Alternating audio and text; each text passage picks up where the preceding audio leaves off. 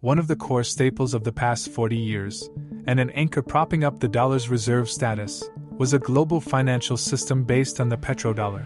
This was a world in which oil producers would sell their product to the US and the rest of the world for dollars, which they would then recycle the proceeds of in dollar-denominated assets and, while investing in dollar-denominated markets, explicitly prop up the USD as the world reserve currency. All of this would support the standing of the US as the world's undisputed financial superpower. Those days are coming to an end. Recent reports have noted that Saudi Arabia is in active talks with Beijing to price some of its oil sales to China in yuan, a move that could cripple not only the petrodollar's dominance of the global petroleum market, something which Sultan Patsar predicted in his last note, and mark another shift by the world's top crude exporter toward Asia, but also a move aimed squarely at the heart of the US financial system, which has taken advantage of the dollar's reserve status by printing as many dollars as needed to fund government spending for the past decade. According to the report, the talks with China over yuan-priced oil contracts have been off and on for 6 years, but have accelerated this year as the Saudis have grown increasingly unhappy with decades-old US security commitments to defend the kingdom. The Saudis are angry over the US's lack of support for their intervention in the Yemen civil war, and over the Biden administration's attempt to strike a deal with Iran over its nuclear program. Saudi officials have said they were shocked by the precipitous US withdrawal from Afghanistan last year.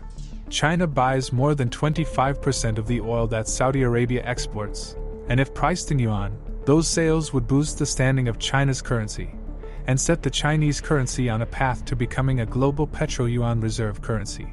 Many investors would admit a shift to a petro-yuan system would be a profound shift for Saudi Arabia to price even some of its roughly 6.2 million barrels a day of crude exports in anything other than dollars, as the majority of global oil sales, around 80%, are done in dollars, and the Saudis have traded oil exclusively in dollars since 1974. In a deal with the Nixon administration that included security guarantees for the kingdom, it appears that the Saudis no longer care much about US security guarantees and instead are switching their allegiance to China. As a reminder, back in March 2018, China introduced yuan-priced oil contracts as part of its efforts to make its currency tradable across the world, but they haven't made a dent in the dollar's dominance of the oil market, largely because the USD remained the currency of choice for oil exporters. But, as Patsar also noted recently, for China the use of dollars has become a hazard, highlighted by US sanctions on Iran over its nuclear program and on Russia in response to its invasion of Ukraine. Today's historic transition is not exactly a surprise. China has been stepping up its courtship of the Saudi kingdom in recent years, helping Saudi Arabia build its own ballistic missiles, consulting on a nuclear program, and investing in Crown Prince Mohammed bin Salman's pet projects, such as Neom, a futuristic new city. Meanwhile, the Saudi relationship with the US has deteriorated under President Biden, who said in his 2020 campaign that the kingdom should be a pariah for the killing of Saudi journalist Jamal Khashoggi in 2018. Prince Mohammed, who US intelligence authorities say ordered Mr. Khashoggi's killing, refused to sit in on a call between Mr. Biden and the Saudi ruler, King Salman, last month. It also comes as the US economic relationship with the Saudis is diminishing. The US is now among the top oil producers in the world, a stark reversal from the 1980s when it imported 2 million barrels of Saudi crude a day. But those numbers have fallen to less than 500,000 barrels a day in December 2021. By contrast, China's oil imports have swelled over the last 3 decades. In line with its expanding economy, Saudi Arabia was China's top crude supplier in 2021, selling 1.76 million barrels a day, followed by Russia at 1.6 million barrels a day, according to data from China's General Administration of Customs. The dynamics have dramatically changed. The US relationship with the Saudis has changed. China is the world's biggest crude importer, and they are offering many lucrative incentives to the kingdom, said a Saudi official familiar with the talks. China has been offering everything you could possibly imagine to the kingdom, the official said.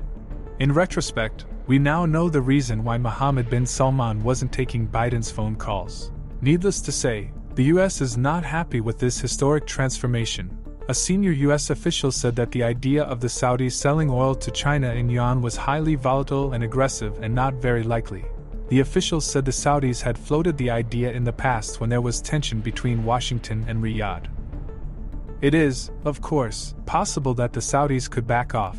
Switching millions of barrels of oil trades from dollars to yuan every day could rattle the Saudi economy, which has a currency, the rial, pegged to the dollar. Prince Mohammed's aides have been warning him of unpredictable economic damage if he moves ahead with the plan hastily.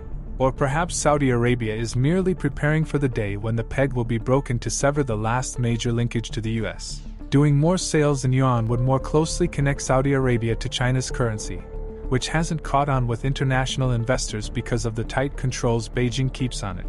Contracting oil sales in a less stable currency could also undermine the Saudi government's fiscal outlook. The impact on the Saudi economy would likely depend on the number of oil sales involved and the price of oil. Some economists said moving away from dollar-denominated oil sales would diversify the kingdom's revenue base and could eventually lead it to repeg the rial to a basket of currencies, similar to Kuwait's dinar. If it is done now at a time of strong oil prices, it would not be seen negatively. It would be more seen as deepening ties with China, said Monica Malik, chief economist at Abu Dhabi Commercial Bank. Still, the Saudis plan to do most oil transactions in dollars, but the transition has begun, and the move could tempt other producers to price their Chinese exports in yuan as well. China's other big sources of oil are Russia, Angola, and Iraq.